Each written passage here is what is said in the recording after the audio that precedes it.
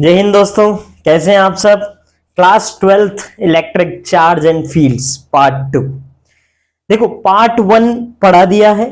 Part 1 में charge के बारे में पढ़ाया है, पूरी डिटेल के अंदर पढ़ा दिया, चार्ज के क्वेश्चंस भी करवा दिए, सब कुछ करवा दिया।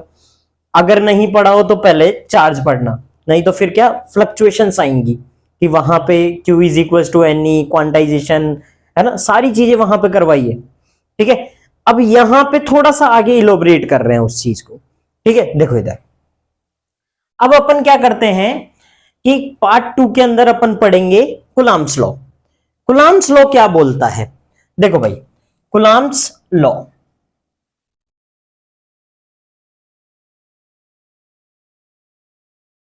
कूलम्ब्स लॉ फोर्स देता है between two charges. It gives force between two charges. ठीक है, दो चार्जेस के बीच में फोर्स देता है। जैसे अपन ने ग्रेविटेशन लॉ पढ़ा था वैसे ही कूलम्ब्स लॉ।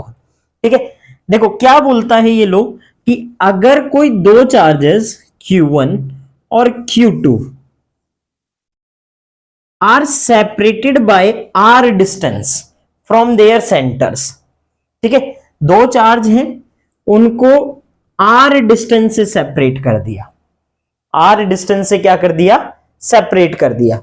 तो इन दोनों के बीच में जो फोर्स होगी, इन दोनों के बीच में जो फोर्स होगी is directly proportional to product of charges, product and magnitude of charges. ठीक है, product and magnitude of charges, product of magnitude of charges. ठीक है, अच्छा सेकंड क्या बोला इसने, ये तो फर्स्ट इक्वेशन। सेकंड क्या बोला कि इनवर्स स्क्वायर लॉ है ये। इनवर्स स्क्वायर लॉ क्या बोलता है, इनवर्स स्क्वायर लॉ बोलता है कि स्क्वायर ऑफ डिस्टेंस के इनवर्सली प्रोपोर्शनल। ठीक है, ये सेकंड इक्वेशन।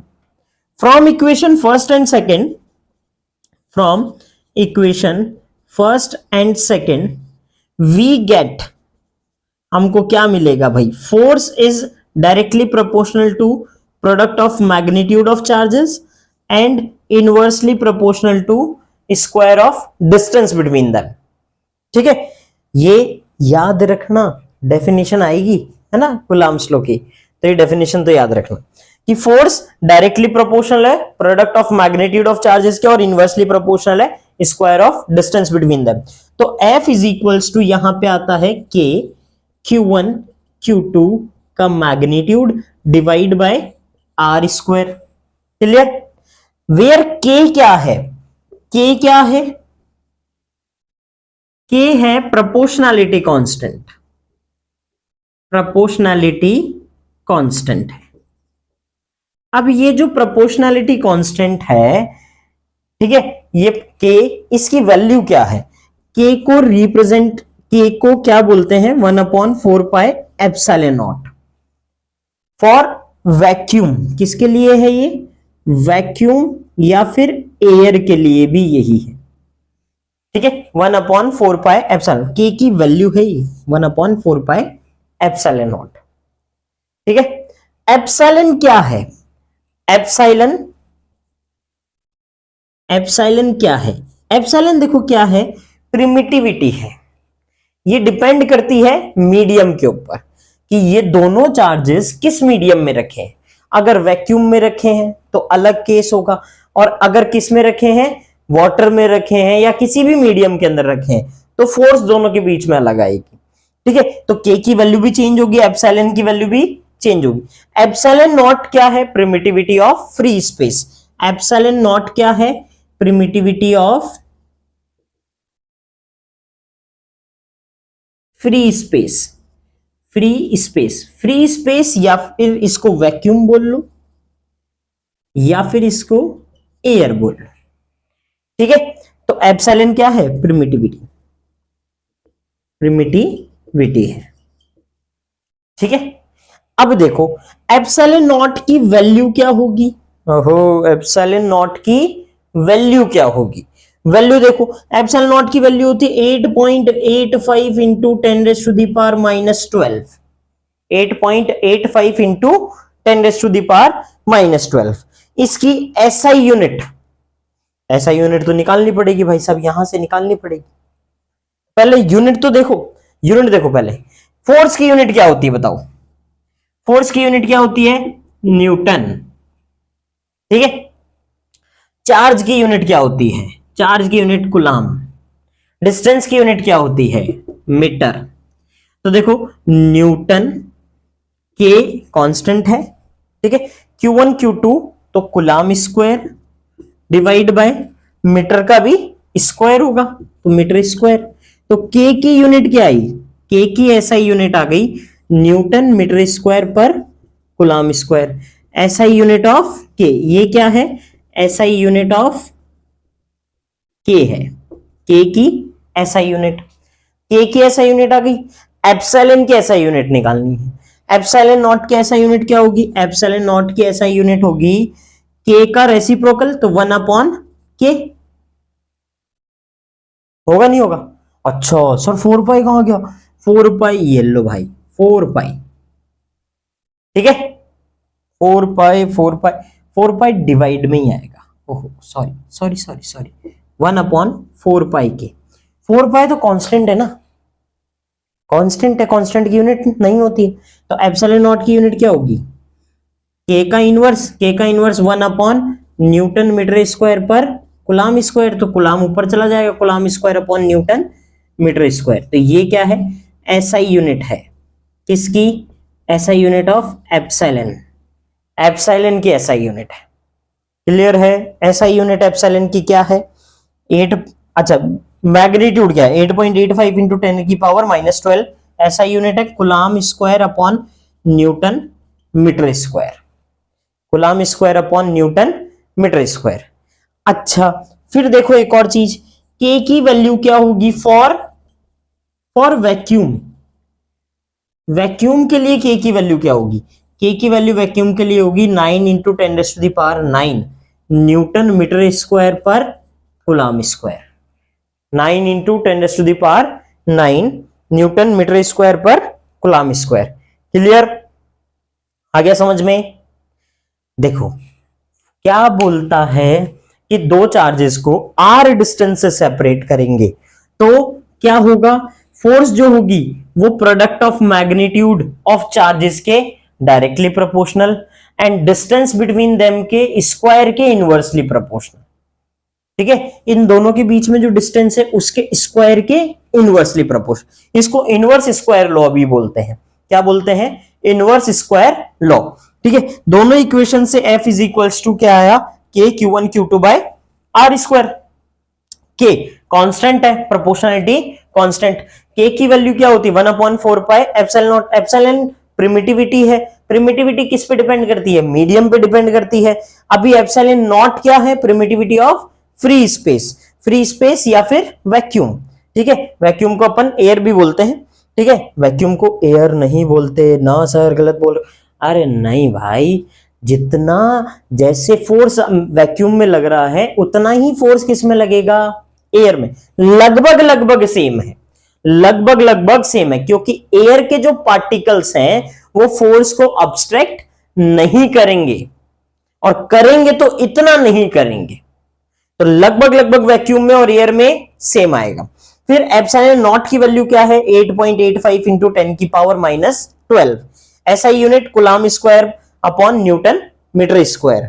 के की एसआई यूनिट क्या है? के की एसआई यूनिट है न्यूटन मीटर स्क्वायर पर कूलाम स्क्वायर। इधर एसआई यूनिट्स निकाली, ठीक है, इधर एसआई यूनिट्स निकाली है।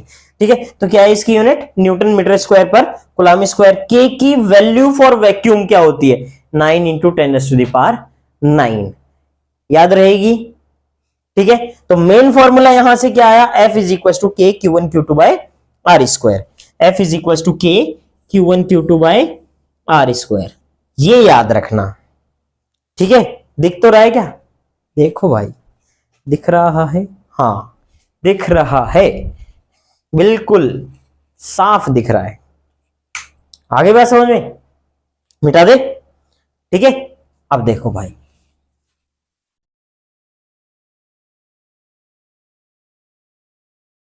अब फोर्स कैसी क्वांटिटी है बताओ? फोर्स कैसी क्वांटिटी होती है? फोर्स वेक्टर क्वांटिटी है। फोर्स के पास में डायरेक्शन भी होगी। हाँ होगी सर, डायरेक्शन होगी, 11th में पढ़ा था, force is a vector quantity, है ना, डायरेक्शन होगी।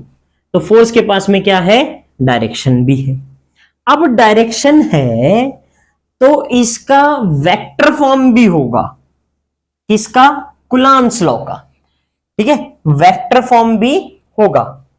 क्लियर है, वेक्टर फॉर्म भी होगा, तो वेक्टर फॉर्म निकालते हैं। ठीक है, कैसी क्वांटिटी है, फोर्स वेक्टर क्वांटिटी, तो vector form of Coulomb's law, Coulomb's law की वेक्टर फॉर्म। अब वो वेक्टर फॉर्म में क्या क्या भाई देख, डायरेक्शन आएगी कैसे आएगी, ऐसे, ये Q1 चार्ज ले लिया, एक और चार्ज ले लिया Q2 चार्ज, दोनों के बीच में सेंटर से जो डिस्टेंस है वो R मान ली। ठीक है, क्या मानी, R। दोनों चार्ज पॉजिटिव हैं, दोनों चार्ज क्या है, पॉजिटिव, दोनों चार्ज कैसे हैं, पॉजिटिव। तो मैंने बुलाया था, है ना, पिछले वाले में क्या बताया था कि सेम नेचर के चार्ज होंगे वो क्या करेंगे, रिपेल करेंगे, अपोजिट नेचर के चार्ज क्या करेंगे, अट्रैक्ट करेंगे। ठीक है, तो ये सेम नेचर के चार्ज हैं तो क्या करेंगे, रिपेल करेंगे। अब इसके ऊपर, किसके ऊपर, ये फर्स्ट मान लो और ये सेकंड मान लो, तो फर्स्ट के ऊपर लगने वाली फोर्स दूर की तरफ लगेगी, और ये जो फर्स्ट सेकंड पे जो फोर्स लगाएगा वो भी इधर लगाएगा। ठीक है, तो दोनों पे फोर्स अपोजिट डायरेक्शन में हो गई।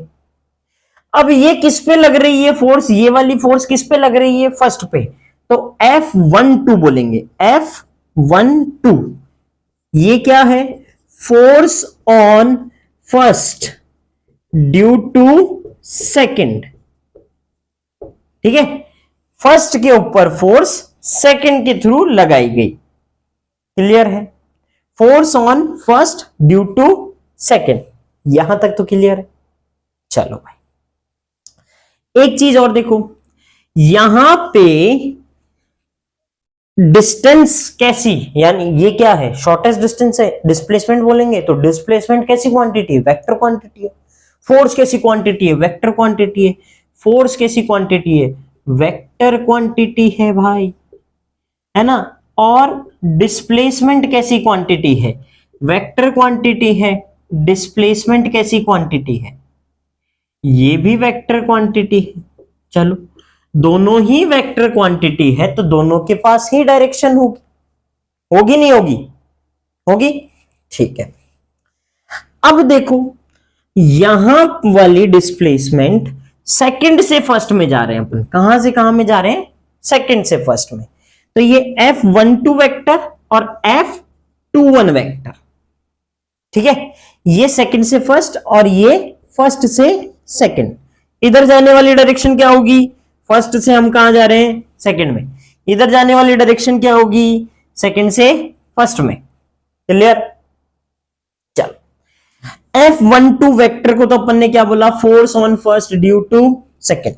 F21 वेक्टर को क्या बोलेंगे sir, force on second due to first, due to first. Clear, R12 क्या है sir, displacement from first to second, first से सेकंड की तरफ डिस्प्लेसमेंट। ठीक है, R21 क्या है सर, डिस्प्लेसमेंट फ्रॉम, वेक्टर है दोनों ही, फोर्स वेक्टर है, डिस्प्लेसमेंट भी वेक्टर है, तो displacement from second to first. Clear, आगे बात समझ में।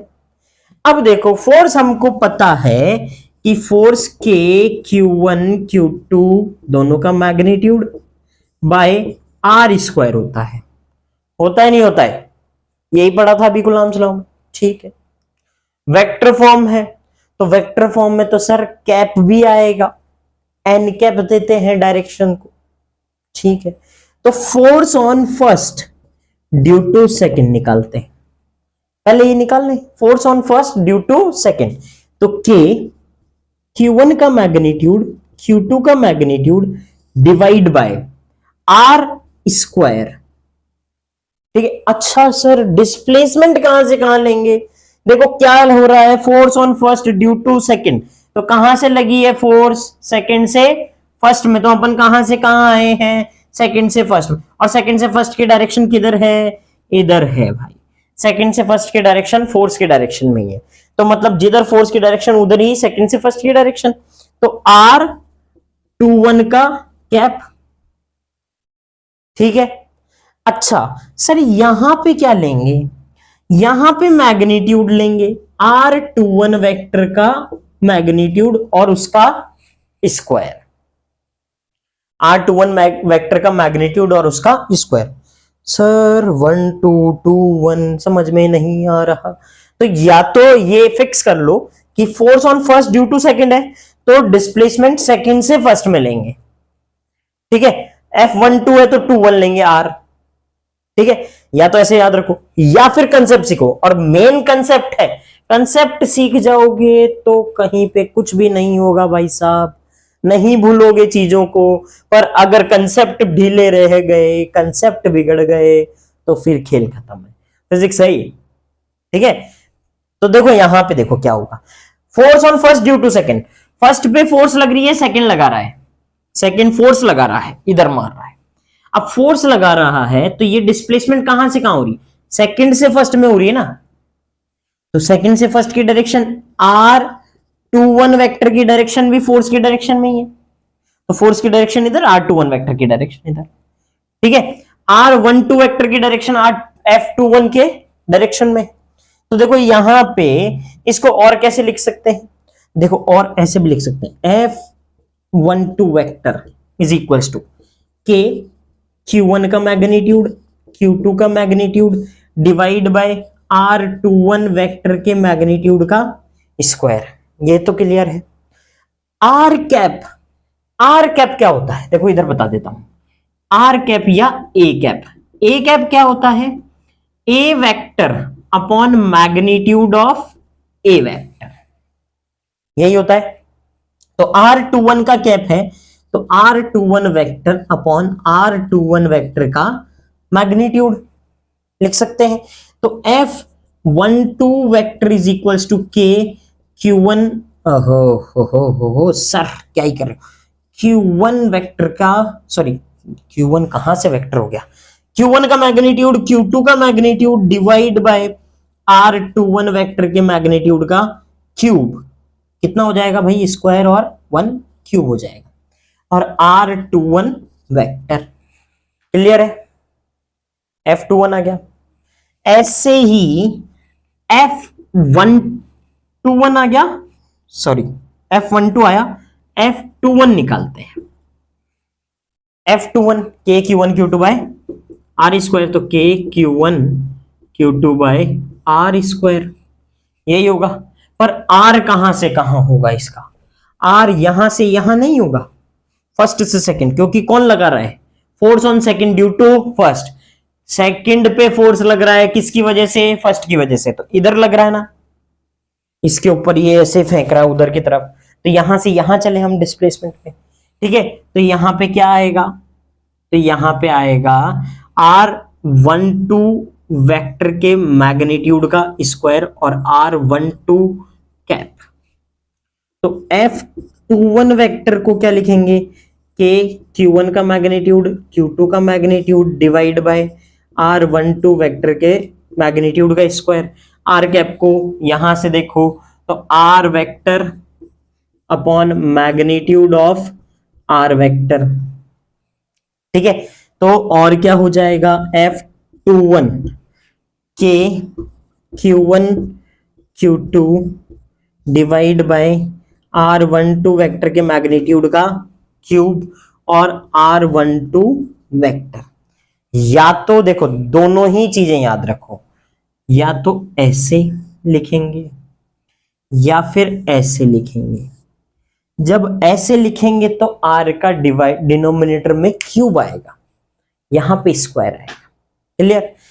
अच्छा, दोनों की जो डायरेक्शन है, ये इधर लग रहा है और ये इधर लग रहा है, दोनों का मैग्नीट्यूड सेम आएगा, दोनों का मैग्नीट्यूड सेम आएगा।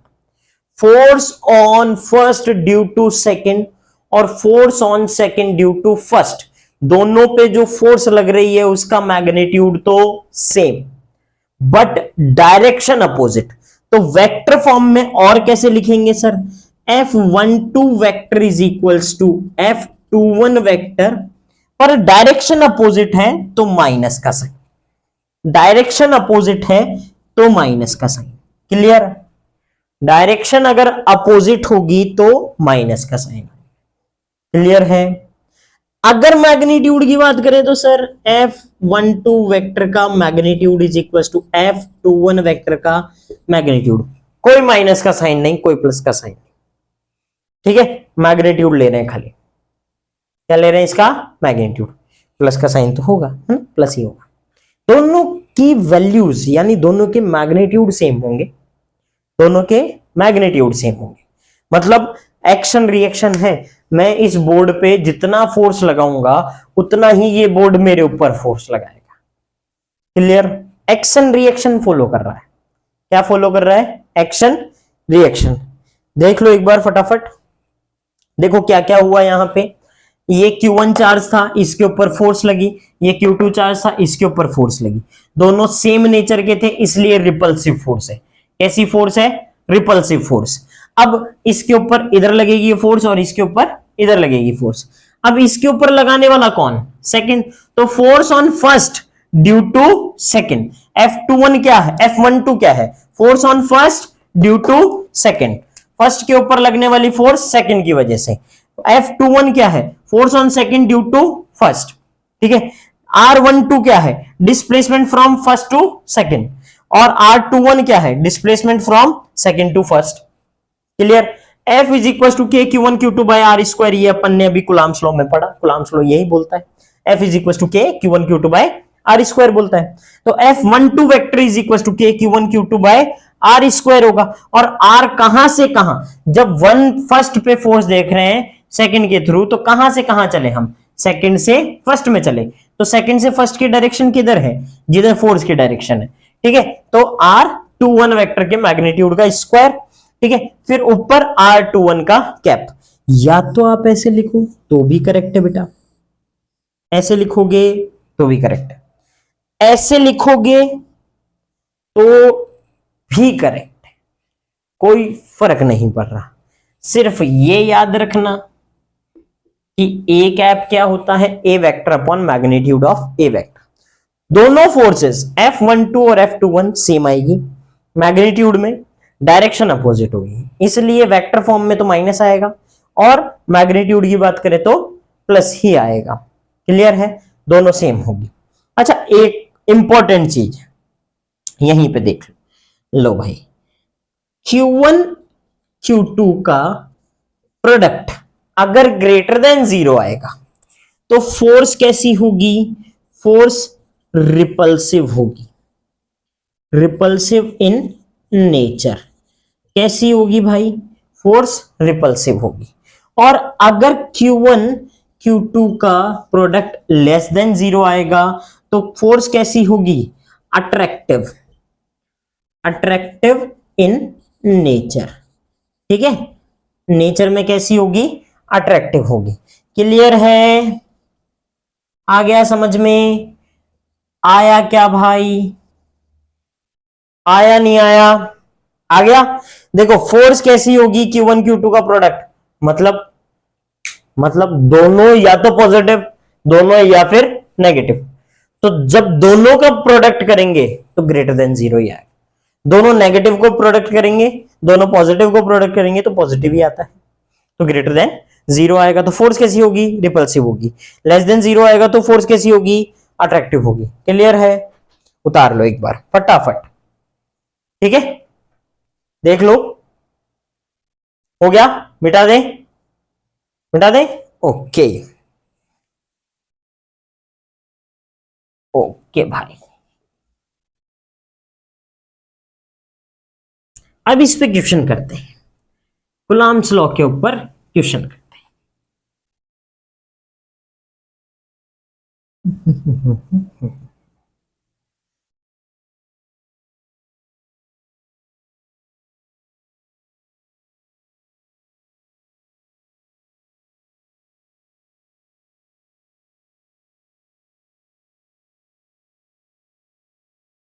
अब देखो क्वेश्चन नंबर फर्स्ट, पहला क्वेश्चन। और पहला क्वेश्चन करने से पहले फोर्स क्या होती है, के Q1 Q2 by R square, ये याद रखना, ठीक है। मैग्नीट्यूड में के Q1 Q2 by R square. अगर Q1 Q2 प्लस माइनस में है तो कोई फर्क नहीं पड़ रहा, यहां पे सिर्फ उनका क्या लेना है, मैग्नीट्यूड लेना है। यहां पे क्या लेना है, ओनली मैग्नीट्यूड लेना है, ठीक है, क्लियर है। अब देखो इधर, two charges of same nature are separated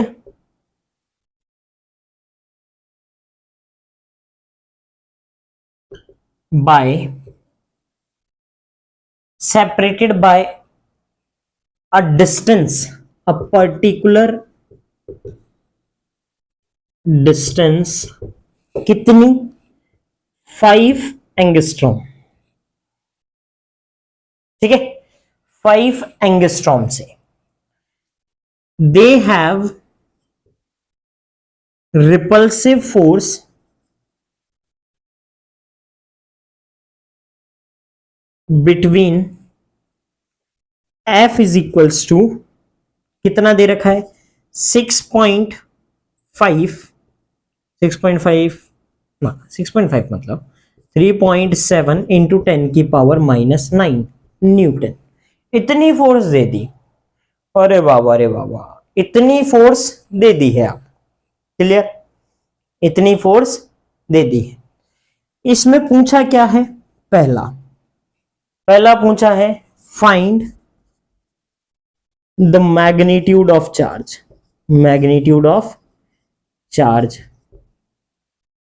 ठीक है, चार्ज का मैग्नीट्यूड बताओ।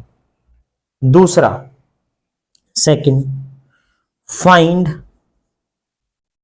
The number of ions displaced, कितने आयंस इधर से उधर गए, ये बताना है।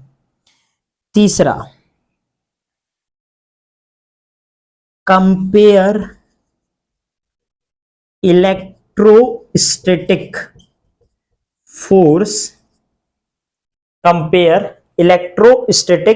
Force and gravitational force if the mass of charges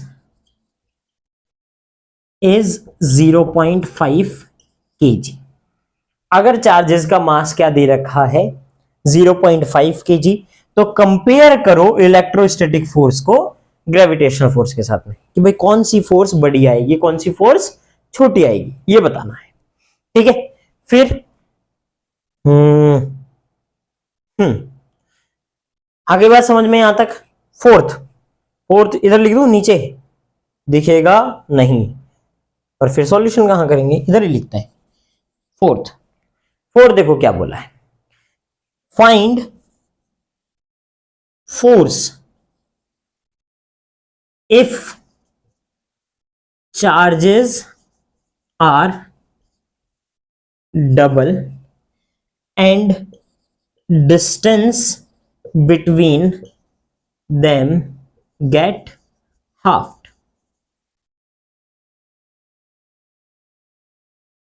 ठीक है। ओहो, हाफ्ड की स्पेलिंग गलत है, हाफ्ड, ठीक है।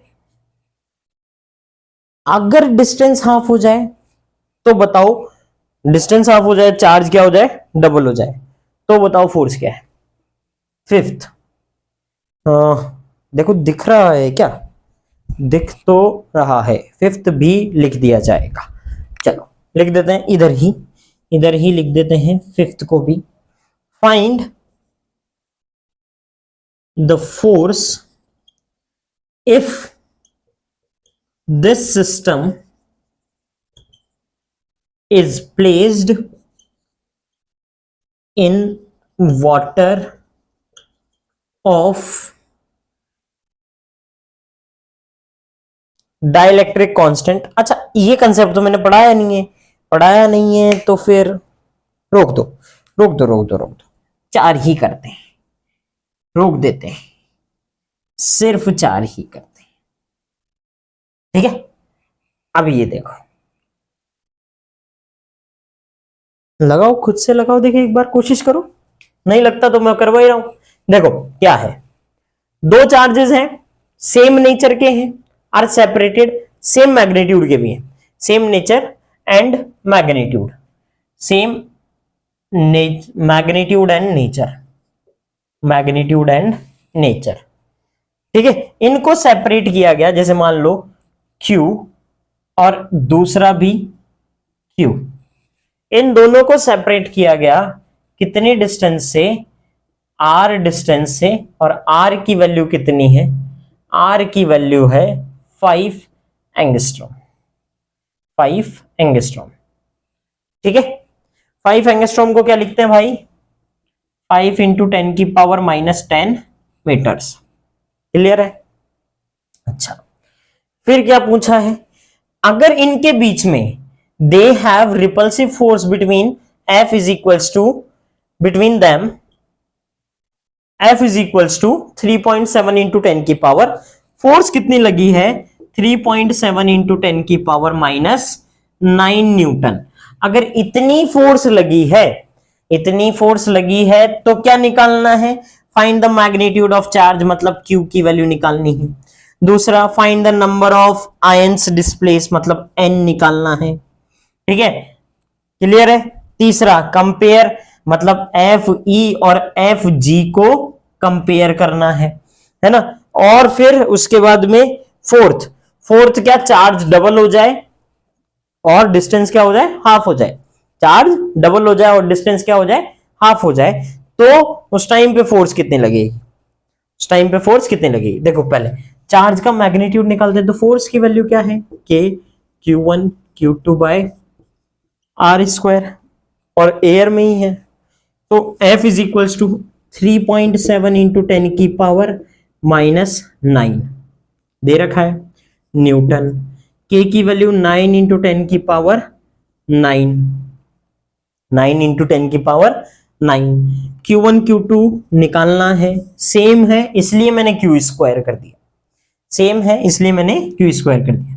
5 इंटू 10 की पावर -10 का स्क्वायर, क्रॉस मल्टीप्लाई कर लो, 3.7 इंटू 10 की पावर -9 डिवाइड बाय 9 इंटू 10 की पावर 9, ठीक है, मल्टीप्लाइड बाय 25 इंटू 10 की पावर -20, क्लियर।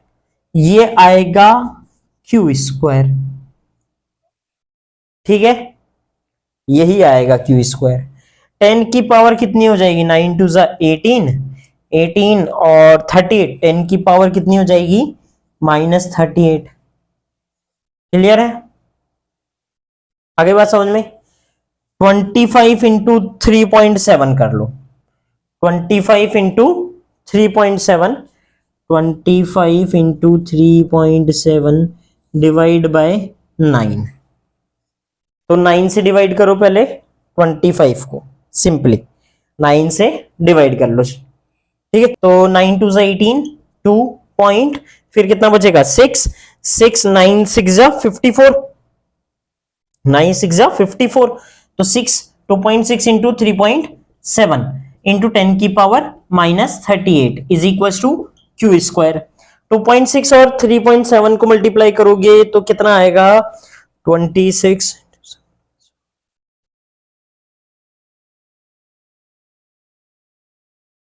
10.38 इंटू 10 की power -38 is equal to Q square, clear है। अब Q कितना आ जाएगा, Q आ जाएगा अंडर रूट 10.38 इंटू 10 की पावर -38, 10 की पावर -38 का रूट करेंगे तो 10 की पावर -19 आ जाएगी, हाँ 10 की पावर -19 आ जाएगी, 19 टू 38 होता है, ठीक है। और 10.3 3 जा 9, देखो 3. ऐसा करें 3.2 का करते हैं, 3.2।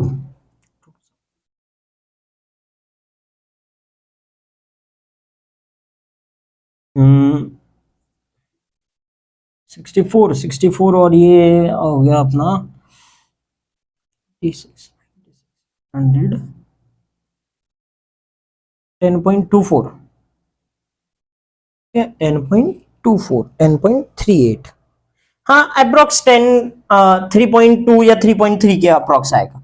3.3 मान लो, 3.3 मान लेते हैं। क्यू की वैल्यू आ गई, Q की वैल्यू आ गई तो Q इज इक्वल टू क्या होता है, NE होता है। तो Q is equal to NE होगा। तो N की वैल्यू निकालेंगे तो क्या होगा, Q बाय E होगा।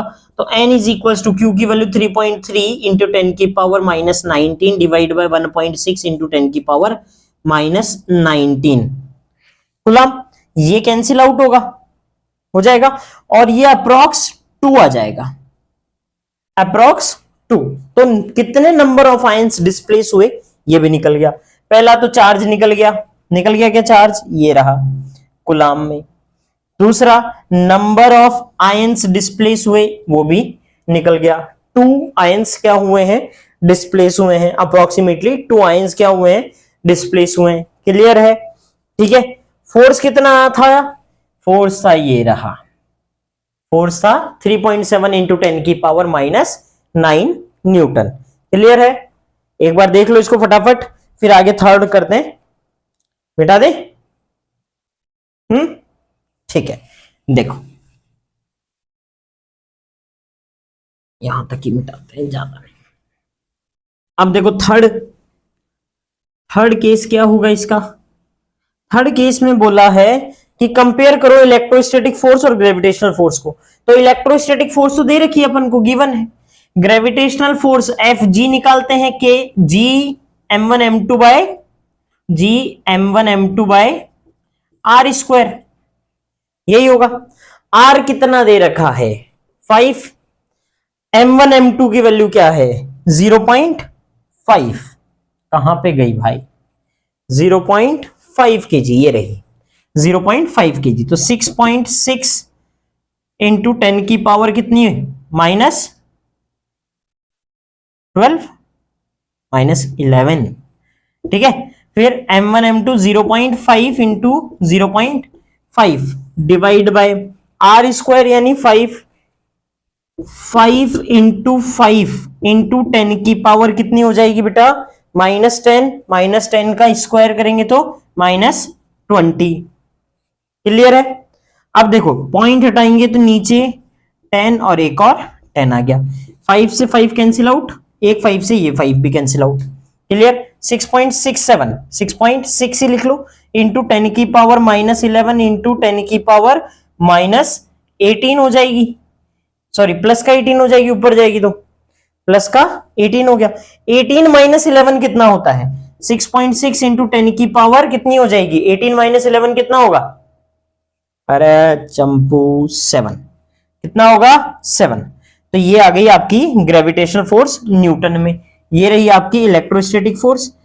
तो भाई साहब यहां पे देखो एफ जी बड़ा है या एफ ई बड़ा है, एफ जी बड़ा है या एफ ई बड़ा है, कौन बड़ा है एफ जी। प्लस में आया ना 7, यहां पे माइनस का 9 था, तो F G is very very greater than F E. Electrostatic force से कौन सी फोर्स बड़ी है, ग्रेविटेशनल फोर्स बड़ी। क्लियर है, आगे बात समझ में, ठीक है। फिर बोला है find the force if the charges are double and distance between them get half. तो देखो F इज इक्वल टू क्या होता है, बेटा दें इसके, ठीक है। तो F is equal to K Q1 Q2 by R square होता है, दोनों चार्जेस सेम थे, तो F इज इक्वल टू क्या था K Q square by R square हो जाएगा। दोनों चार्जेस क्या हैं सेम, Q1 Q2, ठीक है। तो Q into Q, Q square, F is equal to K Q square by R square.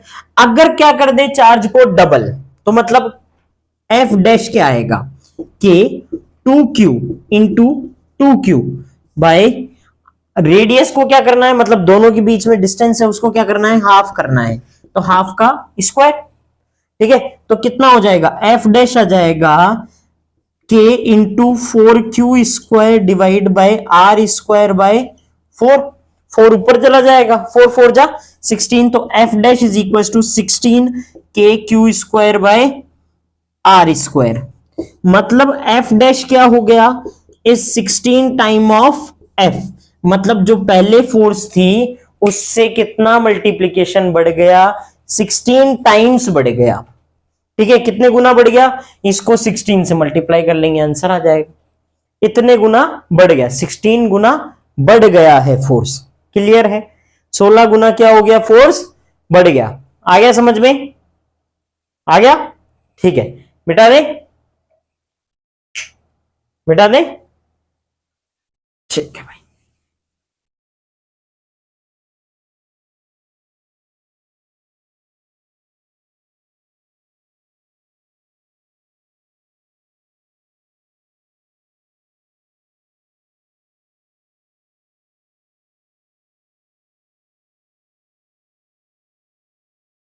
एक क्वेश्चन और करते हैं,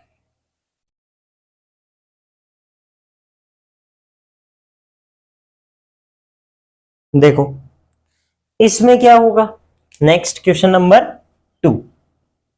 सेकंड क्वेश्चन क्या है, सेकंड क्वेश्चन बोल रहा है कि एक चार्ज है, कौन सा, प्लस क्यू चार्ज, इसके अराउंड एक दूसरा चार्ज क्या कर रहा है, रिवॉल्व कर रहा है आर रेडियस के अंदर।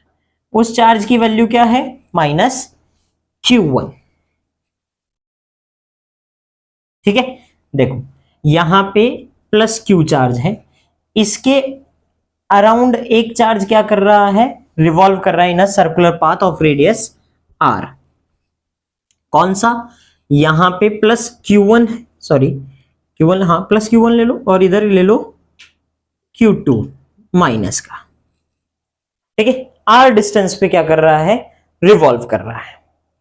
क्लियर है, फाइंड, क्या फाइंड आउट करना है, find the time period of revolution, या फिर या तो क्वेश्चन ऐसे दे देगा, या फिर प्रूफ करने के लिए बोल देगा कि टाइम पीरियड इतना है। टाइम पीरियड कितना है, 16 pi cube mr³ epsilon not upon Q1 Q2। 16 pi cube mr³ epsilon not upon Q1 Q2। हाँ यही होगा, लगभग लगभग लगभग क्या यही होगा। तो या तो ये प्रूफ करने के लिए दे देगा, टू प्रूफ, इसको प्रूफ करो, या फिर बोलेगा कि टाइम पीरियड ऑफ रिवॉल्यूशन निकाल के बताओ। ठीक है, अब देखो क्या है, मीनिंग समझाता हूं। अगर कोई चार्ज रिवॉल्व करे अराउंड अनदर चार्ज, किसी दूसरे चार्ज के पास में वो रिवॉल्व कर रहा है, ये प्लस है ये माइनस है, दिया है क्वेश्चन में कि ये प्लस है और ये माइनस है, तो ये माइनस है तो अट्रैक्ट करेगा, अट्रैक्ट करेगा तो अपने पास में खींच लेगा, पर ये रिवॉल्व कर रहा है अपने पास में नहीं खींच पा रहा, रिवॉल्व कर रहा है, तो इसको बैलेंस करने वाली एक फोर्स और लग रही होगी, इसको बैलेंस करने वाली एक फोर्स और लग रही होगी, वो इस डायरेक्शन में एक्ट कर रही होगी, अपोजिट डायरेक्शन में। अब सर्कुलर पाथ में हमने पढ़ा था इस वाली ये वाली फोर्स तो दोनों की नेचर अपोजिट है, तो इधर क्या लगेगी, एफ इलेक्ट्रोस्टैटिक। ठीक है, इधर तो एफ इलेक्ट्रिक लग गई, एफ इलेक्ट्रोस्टैटिक। इसको बैलेंस करने वाली फोर्स अपोजिट डायरेक्शन में एफ सेंट्रीपिटल, नहीं सेंट्रीपिटल टुवर्ड्स द सेंटर लगता है, सेंट्रीफ्यूगल, और सेंट्रीफ्यूगल फोर्स सेंट्रीपिटल फोर्स के बराबर ही होती है। ठीक है, अरे आई नहीं आई, आ गई, ठीक है। अब दोनों को बैलेंस कर देते हैं, दोनों को क्या कर देते हैं, इक्वेट करवा देते हैं। क्लियर है? आया नहीं आया? आ गया। अब देखो, अब एफ सेंट्रीपिटल क्या होता है या फिर सेंट्रीफ्यूगल क्या होता है? सेंट्रीफ्यूगल जितना सेंट्रीपिटल होता है उतना ही होता है। तो M V square by R, यही होगा M V square by R. और एफ इलेक्ट्रोस्टैटिक कितना होता है? एफ इलेक्ट्रोस्टैटिक होता है के Q1 Q2 by R square, ये होगा। क्लियर? के की वैल्यू क्या होगी? 1/4 पाई एप्सिलॉन नॉट। के की वैल्यू क्या होगी? 1/4 pi epsilon naught Q1 Q2 by R square. दोनों बैलेंस है, ठीक है, दोनों क्या है? इक्विलिब्रियम में है, इक्विलिब्रियम में है, ठीक है, इक्विलिब्रियम में। इक्विलिब्रियम मतलब नेट फोर्स जीरो है, पर दोनों पे अपोजिट डायरेक्शन में सेम फोर्स लग रही है, इसलिए नेट फोर्स जीरो होगी। तो एफ इलेक्ट्रोस्टैटिक एफ सेंट्रीफ्यूगल के बराबर, मतलब F E is equal to F C. F E कितना है? 1/4 pi epsilon naught Q1 Q2 by R square is equal to M V square by R, यही होगा। ठीक है, एक आर से एक आर कैंसिल आउट, एक आर से एक आर कैंसिल आउट हो गया। क्लियर है? तो यहां पे एक आर बचेगा, बचेगा। वेलोसिटी निकल जाएगी यहां से, वेलोसिटी निकल जाएगी। ठीक है, तो निकाल लेते हैं, वेलोसिटी निकाल लेते हैं।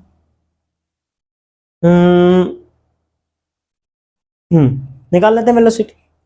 अब देखो, वेलोसिटी निकालेंगे तो यहां से वेलोसिटी आएगी, डिवाइड कर दो m से और इसका रूट कर दो, तो v is equals to under root Q1 Q2 divide by Q1 Q2 divide by 4 pi epsilon naught, और r एक नीचे है, 4 पाई एप्सिलॉन नॉट r और m। ये क्लियर है? यहां तक आ गया क्या? आ गया? ठीक है, आगे देखो, v इज इक्वल्स टू, अच्छा v आ गया। स्पीड इज इक्वल्स टू क्या होता है?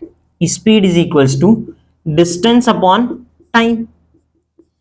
अब अपन को टाइम पीरियड निकालना है। टाइम पीरियड क्या होता है? Time taken to complete one revolution, एक रिवॉल्यूशन में। तो एक रिवॉल्यूशन में डिस्टेंस कितनी होगी? 2 पाई आर। कितनी होगी?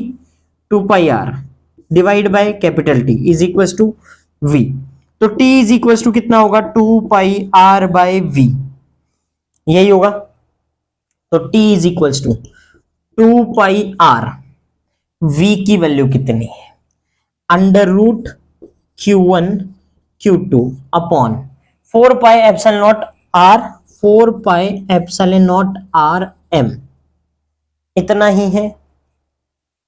ठीक है, 4 pi epsilon naught R M ऊपर चला जाएगा, तो टाइम पीरियड क्या आएगा? इसको तो छोड़ दो, यहां से टाइम पीरियड क्या आएगा? टाइम पीरियड आएगा 2 pi R multiply by 4 pi epsilon naught R M divide by Q1 Q2। अब 2 पाई आर को अंदर भेजना है रूट के, क्योंकि ये इस तरीके वाला बनाना है। तो 2 पाई आर मतलब सबका स्क्वायर करके अंदर भेज दो, सबका स्क्वायर करके अंदर भेज देते हैं। तो this implies t is equals to under root, देखो 2 का स्क्वायर करते हैं तो 4, और 4 को 4 से मल्टीप्लाई करते हैं तो 16। पाई का स्क्वायर पाई स्क्वायर, और एक और पाई मिलेगा तो पाई क्यूब। ठीक है, फिर m एज इट इज, फिर r अंदर गया तो r स्क्वायर होके जाएगा, एक r से मल्टीप्लाई तो r क्यूब, एप्सिलॉन नॉट था ही, डिवाइड बाय Q1 Q2। देखो बेटा आ गया, यहां पे ये आ गया 16 pi cube, 16 pi cube M R cube, M R cube epsilon naught divide by Q1 Q2। आ गया क्या? अरे आया नहीं आया? आ गया। तो करना क्या है, कुछ नहीं करना, यहां पे इलेक्ट्रोस्टैटिक फोर्स को सेंट्रीफ्यूगल फोर्स के इक्वेट करवाना है, तब ही ये रिवॉल्व कर पाएगा। अदरवाइज ये प्लस है ये माइनस है तो ये तो अट्रैक्ट कर जाएंगे ना अट्रैक्ट। तो इस इलेक्ट्रोस्टैटिक फोर्स को बैलेंस करने के लिए अपोजिट डायरेक्शन में एक फोर्स लगेगी जिसका नाम है सेंट्रीफ्यूगल फोर्स। क्या नाम है, सेंट्रीफ्यूगल फोर्स। सेंट्रीफ्यूगल फोर्स कितनी होती है, mv square by R. Centrifugal force को इलेक्ट्रोस्टैटिक फोर्स के बराबर कर देंगे, ठीक है। बराबर करने के बाद में वेलोसिटी निकलेगी, वेलोसिटी निकलने के बाद में टाइम पीरियड निकालना है, तो v is equal to 2 pi r by T होता है, t is equal to 2 pi r by v होगा। वैल्यूज पुट करोगे, टाइम पीरियड की value 16 pi cube m r cube epsilon naught divide by q1 q2 का root आएगा। Complete, आ गया समझ में, चमका नहीं चमका, चमक गया, ठीक है। मिटा दे, देख लो, नहीं तो इसके नोट्स तो मैं टेलीग्राम पे डाल दूंगा सारे। अरे उस वीडियो के भी डाल दिए हैं, देख लेना जाके, ठीक है।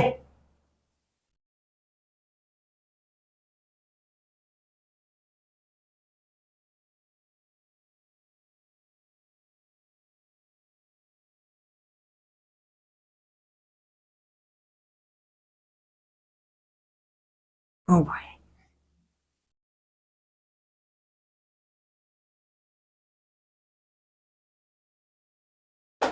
आज के लिए इतना ही। जय हिंद, जय भारत।